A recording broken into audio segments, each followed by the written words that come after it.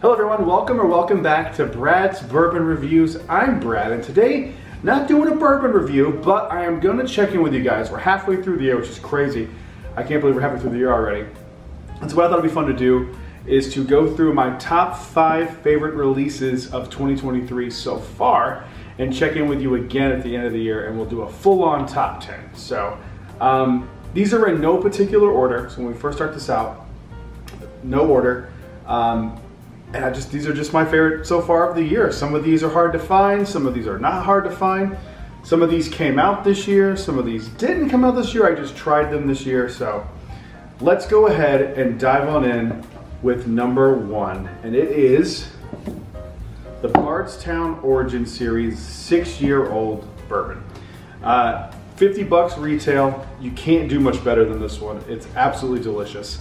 I was tied with this one or this one, the Bottled and Bond, as to which one I wanted to include on this list because they're kind of different, so I kind of only wanted to include one of the series. And I did a blind with this one, and this came out on top today. The last time I said this was my favorite, but just for whatever reason my palate today was feeling this one, so that's what we went with. So if you can find this, I highly urge you to get your hands on it because it is absolutely delicious. Next up on the list, I don't know which one to go with. We'll go with this one. Stag Batch 19. This was the first batch of Stag I ever tried. Now, some people say this one was really, really good. Some people say it's just okay. Some people didn't like it at all. I don't see how you couldn't like this. It is absolutely delicious. Super high proof, but it drinks like a 90 proofer to me. Being dramatic, but it drinks like a Bottled and Bond bottle. But it is, those leather and tobacco notes in this Stag are just absolutely incredible.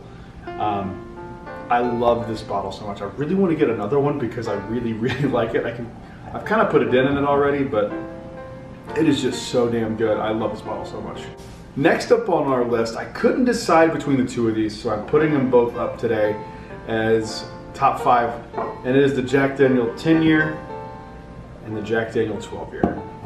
I haven't done a blind yet to see which one I actually prefer, and that is something we're going to do maybe later this week.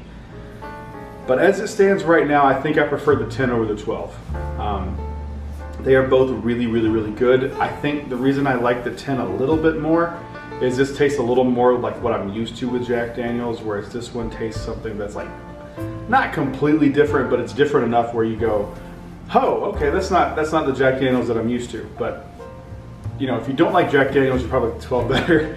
If you do like Jack Daniel's, you probably like the 10 better. But these are both really, really good. I got these both for retail. I have been so lucky lately with my bottles that I've been finding. I don't know what I did to deserve it from the whiskey guys, but I really have been lucky lately. But these are both spectacular in their own different way.